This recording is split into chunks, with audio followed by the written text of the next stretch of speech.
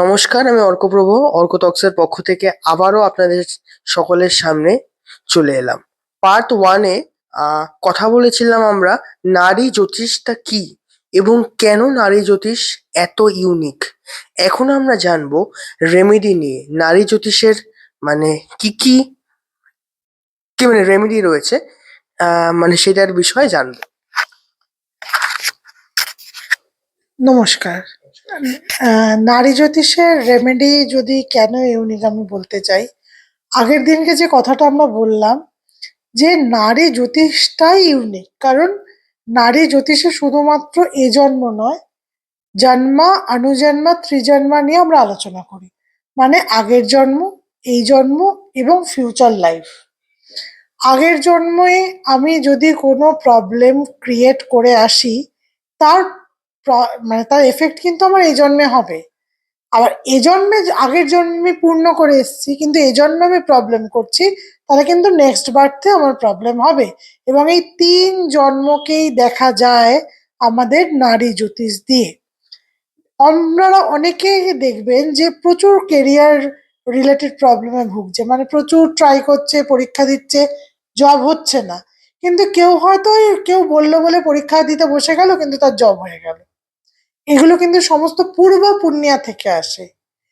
এর যার হচ্ছে না তার মানে তার কিন্তু আগের লাইফে কোনো কিছু ডেন্ট বা প্রবলেম হয়ে রয়েছে, সেই জন্য কিন্তু তার এই জন্মে এত চেষ্টা করার পরেও কিন্তু কেরিয়ারে সাফল্য আসছে না।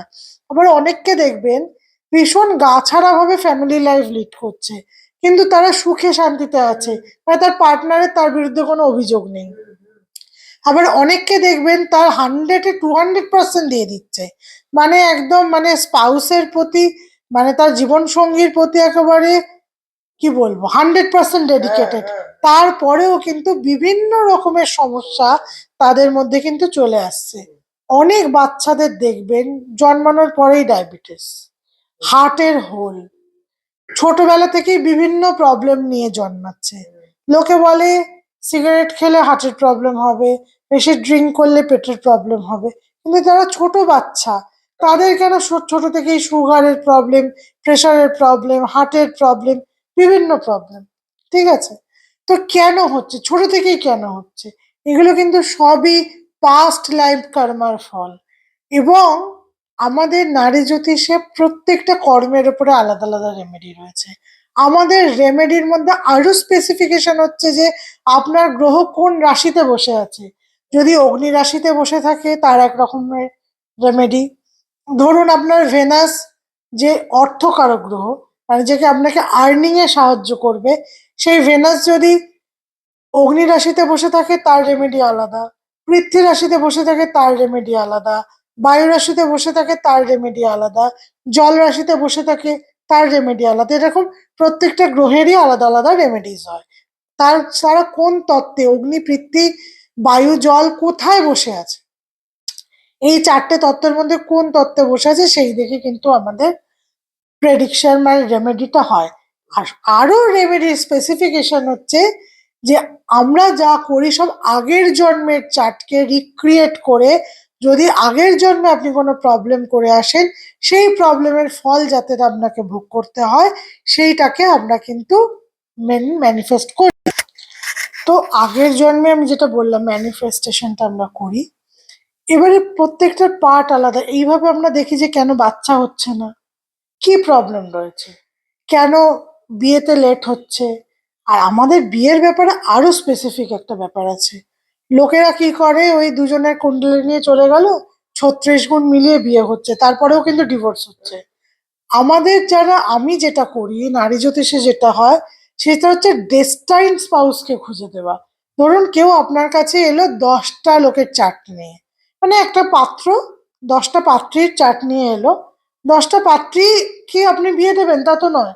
দেখা গেল 10 জনের মধ্যে 4 জনের কুণ্ডলী হতেই পারে, 10 জনের মধ্যে 4 জনের কুণ্ডলী আপনার ছেলের সাথে মিলছে, কিন্তু এই 4 জনের সাথে তো আপনি আপনার ছেলের বিয়ে দেবেন না। তো 4 জনের মধ্যে কে আপনার ছেলের ডেস্টাইন স্পাউস, কে এই জন্মে যোগ্য নয়, যে উপরওয়ালা যাকে ঠিক করে দিয়েছে আপনার ছেলের জীবন সঙ্গী হিসাবে, ডেস্টাইন স্পাউস, ওইটা আজকের ডেটে ডিভোর্স তো এই জন্য বেড়ে গেছে। লোকে দেখছে যে এর সাথে আমার মেন্টালিটি ম্যাচ করছে, বিয়ে করে নিচ্ছি। কিন্তু একটা জিনিস জানবেন, বিয়ে আগে আর বিয়ের পরের মধ্যে কিন্তু পার্থক্য আছে। বিয়ের আগে হচ্ছে ফিফথ হাউস, বিয়ের পরে কিন্তু সেভেন্থ হাউসে কনভার্ট হয়ে যাচ্ছে। হয়তো আপনার 16 বছরের রিলেশন, কিন্তু বিয়ের পর 6 মাসও টিকলো না। আবার হয়তো দেখা যাবে আপনার দেখাশোনা করে বিয়ে, আপনি লং লাস্টেড 50 বছরের কেক কাটছেন। তো এইটাই হচ্ছে কে আপনার ডেস্টাইন স্পাউস। এইটা কিন্তু আমরা এই নারী জ্যোতিষ দিয়ে একদম স্পেসিফাই করে দিতে পারি। নারী জ্যোতিষের রেমেডি সবসময় ইউনিক। নারী জ্যোতিষের কাজই হচ্ছে সমস্ত কিছু পাস্ট লাইফের লককে খুলে মানুষকে নতুন দিশা দেখানো। নারী জ্যোতিষ নিয়ে আজকে অনেক রকমের আইডিয়া, তথ্য কিন্তু আমরা জানতে পারলাম। লাস্টে কিন্তু আপনাদের জন্য একটা, মানে কি বলবো, মানে ধামাকা অফার রয়েছে। আপনারাও কিন্তু নারী জ্যোতিষটা শিখতে পারবেন। সেই বিষয় নিয়ে আমরা এবার ম্যামের কাছে জানবো একটু। নারী জ্যোতিষ কেন লোকের কাছে পপুলার নয় এখন অব্দি, সেটা সব থেকে বলি। কারণ অন্য সব জ্যোতিষের যে ক্লাসিক হয় সেগুলো কিন্তু সমস্ত সংস্কৃতে লেখা, আর নারী জ্যোতিষ হচ্ছে তামিলে লেখা। কিন্তু আজকাল যে চলতি তামিল সেই তামিলেও নয়, প্রাচীন তামিল বা যেটাকে কুট তামিল বলা হয়, ভাত্তাজাত্থু, সেই কুট তামিলে লেখা। যেহেতু সেই ভাষা কিছু স্পেসিফিক লোকই আছে যারা উদ্ধার করতে পারে, সবার ওটা বোধগম্য হওয়ার ব্যাপার নয়। যেহেতু ওটা সংস্কৃত নয়, তো সেই জন্য কিন্তু এখন অব্দি মানুষের কাছে নারী জ্যোতিষটা এইভাবে যায়নি। কিন্তু এটাই কিন্তু রুটস অফ অল জ্যোতিষ, যেটাই হচ্ছে মাদার জ্যোতিষ। এটার থেকেই সমস্ত কিছু এসছে। সেটা পরে কখনো আলোচনায় বলবো। নারী জ্যোতিষের একটা লং ইতিহাস রয়েছে, শিবা সতী টু কার্তিকেয়া টু নন্দিকেশ্বরা, একটা বড় ইতিহাস রয়েছে, সেটা বলবো। এবার আমাকে অনেকে বলে আপনি নারী জ্যোতিষ করেন, এটা কোথায় কি করে শিখবো, আপনি শেখাবেন কিনা। এতদিন অবধি আমি আমার গুরুকুল থেকে সেইভাবে আদেশ পাইনি। এখন আমার গুরুকুল বলছে তুমি শেখাও, নারী জ্যোতিষকে স্প্রেড করো। তাই আমি নারী জ্যোতিষ শেখানোর কোর্স শুরু করছি। এতে আপনাদের শেখানো হবে যে আপনারা কিভাবে নিজেদের চার্টকে ইরেক্ট করবেন। আপনাদের বার্থ টাইম রেকটিফিকেশন শেখানো হবে, যেটা কেউ শেখায় না। ধরুন আপনাকে বলে দিল কেউ আমি 2:30টার সময় জন্মেছি, তো 2:30টার সময় আপনাকে লিখে দিল, কিন্তু 2:30 কিন্তু হবে না। ওটা মানে 29 মিনিট 48 সেকেন্ড হতে পারে, 30 মিনিট 51 সেকেন্ড হতে পারে। এবং যারা যখন শিখবেন তারা বুঝতে পারবেন যে এরকম সেকেন্ডে সবকিছু বদলে যায়। কারণ নারী জ্যোতিষের যেটা জীবন প্রাণ, সেটা হচ্ছে নারী অংশ চার্ট। এই নারী অংশ চার্ট কিন্তু 48 সেকেন্ড থেকে 2 মিনিটের মধ্যে বদলে যায়। আবার নারী অংশ 7 সেকেন্ডেও বদলে যায়। এই জন্যই তো লতা মঙ্গেশকরের দিনকে অনেকে জন্মে, সবাই লতা মঙ্গেশকর হন না। তাহলে আপনি অনেককেই দেখবেন টুইন বেবির চার্ট মানে আলোচনা করতে পারে না। টুইন বেবি তো একই রাশি, একই লগ্ন, একই গণ, সমস্ত কিছু কিভাবে ডিভাইন করবে, মানে ডিফারেন্সিয়েশন আপনি কিভাবে করবেন।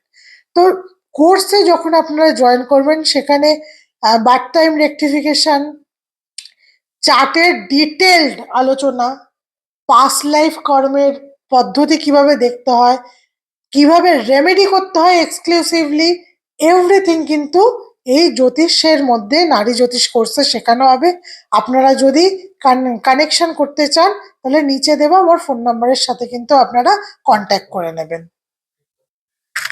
আজকের অনুষ্ঠান এই অবধি রাখবো। ম্যাডাম আমাদের কাছে এলেন, ব্যস্ত টাইম থেকেও কিন্তু উনি আমাদের কাছে আজকে এলেন। ভালো লাগলো আমাদের খুব। আজকের অনুষ্ঠান এই অবধি। অবশ্যই আমরা আবারও ম্যাডামকে নিয়ে নতুন আলোচনা নিয়ে আমরা কিন্তু আবারও আপনাদের কাছে আসবো। আপনারা কি আলোচনা শুনতে চান কমেন্টের মাধ্যমে অবশ্যই অবশ্যই আমাদেরকে আর কি মানে জানাবেন। আজকের অনুষ্ঠান এই অবধি ম্যাডাম, নমস্কার। শেষ করছি ম্যাডাম, নমস্কার।